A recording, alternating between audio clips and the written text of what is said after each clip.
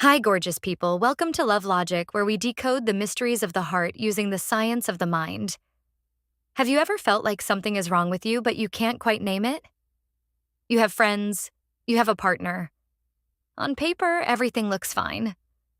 But inside, there's this emptiness, this sense that you're different, that you don't quite belong. You're not sure where it came from. Your parents weren't abusive. They fed you, clothed you, made sure you got to school. So why do you feel so empty? Today on Love+Logic, we're talking about something rarely discussed but incredibly common: childhood emotional neglect, the invisible wound that follows you into every relationship you'll ever have, and more importantly, how to finally heal it. Let me tell you about Chloe. Chloe grew up in a perfectly fine house. Her parents weren't mean. They didn't fight. They provided everything she needed. But here's what Chloe remembers most about her childhood: coming home from school, bursting through the door with a story about her day, and finding her mother distracted, stirring a pot, folding laundry, making the right listening noises without actually listening. She'd finish her story, and her mother would say, "That's nice, honey. Go do your homework." Chloe learned something important in those moments. She learned that her inner world didn't matter. Her feelings, her excitement, her disappointments, they were invisible. They landed on no one, so she stopped bringing them. By the time Chloe reached adulthood, she was an expert at being fine. Ask her how she's doing, and she'll say, "Good," automatically. She doesn't even check to see if it's true. In relationships, Chloe is the perfect partner. Low maintenance, never complains, never needs anything. She seems easygoing, but inside, she's starving. She watches other couples fight and make up, and she feels confused. How do they even know what they're fighting about? How do they know what they feel? Chloe's problem isn't that something happened to her. It's that something didn't happen. No one ever saw her. No one ever reflected her emotions back to her. No one taught her that what she felt mattered. This is childhood emotional neglect. Childhood emotional neglect isn't about what your parents did. It's about what they didn't do. It's the absence of emotional attunement.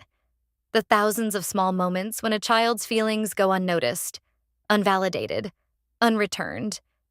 Psychologists call this the missing developmental experience. When a caregiver consistently fails to notice and respond to a child's emotional needs, the child gets a subtle but powerful message: your feelings don't matter. You don't matter. And here's the cruel part. Because nothing visibly happened, the child grows up confused. They can't point to any trauma.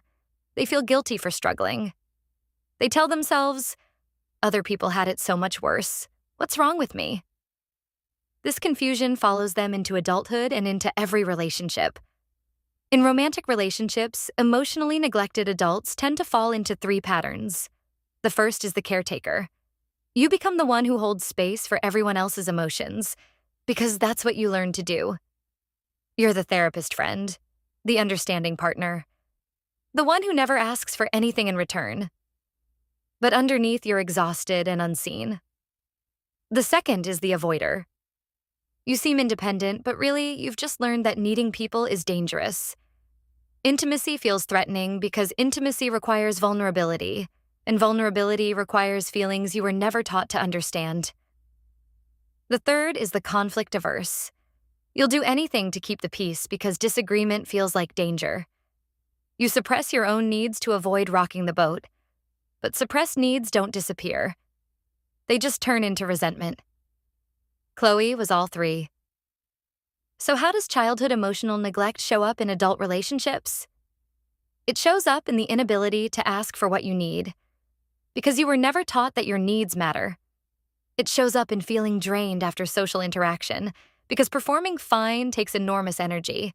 It shows up in apologizing for everything, because deep down you believe you're a burden. It shows up in romantic partners telling you they can't read you, because you learned so early to hide your inner world that even you can't access it anymore. It shows up in a vague sense of emptiness, a feeling that something is missing, even when everything looks fine. And it shows up in the inability to receive love, because when someone actually sees you, actually wants to know you, it's terrifying. You don't know how to be seen. But here's what Chloe didn't know, and what I need you to hear. Childhood emotional neglect is real, and it's valid, and it's not your fault. You didn't ask to grow up in a house where feelings went unnoticed. You didn't choose to become invisible. That was adaptation. That was survival. And because it's not your fault, you can heal it. The first step is naming it. Just giving this experience a name takes it out of the shadows. You're not broken. You weren't loved the way you needed to be loved. That's different. The second step is starting to identify your feelings, right now, today. Emotionally neglected adults often can't answer the question, "How do you feel?" without a long pause. So start small. 3 times a day, pause and ask yourself, what am I feeling right now? Not what am I thinking? What am I feeling? Use a feelings wheel if you need to. Angry, sad, scared, glad. Start there. The third step is learning to express needs. Start with small ones. Tell your partner what you want for dinner. Tell a friend when you're having a hard day. Practice taking up space. The people who love you actually want to know you. They're waiting for you to let them in. The fourth step is grieving. You might need to grieve the childhood you didn't have, the attunement you didn't receive. This is painful, but it's necessary. You can't heal what you won't acknowledge. And the fifth step is choosing different relationships. As you heal, you'll stop being drawn to partners who can't see you. You'll start choosing people who are emotionally present. People who ask how you feel and actually wait for the answer. Chloe started this work slowly. She bought a journal and started writing down one feeling every night. Just one. At first, she could only name tired and fine. But over time, other words emerged. Lonely, sad, hopeful, joyful. She started telling her partner when something bothered her instead of swallowing it. She started asking for what she needed even when her voice shook. And slowly, something shifted. The emptiness started to fill. Not because someone else filled it, but because she finally started showing up for herself. The love she was always giving to others, she started giving to herself. If any part of Chloe's story felt familiar, I want you to hear this.